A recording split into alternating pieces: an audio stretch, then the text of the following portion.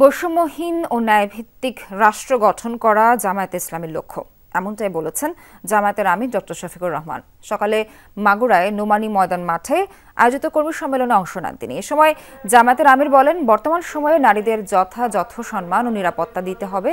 সব সরকারই সে কাজে ব্যর্থ পরিচয় দিয়েছে।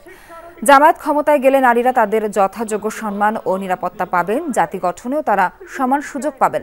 সম্মেলনে কেন্দ্রীয় ও স্থানীয় জামায়াতের নেতাকর্মীরা উপস্থিত ছিলেন।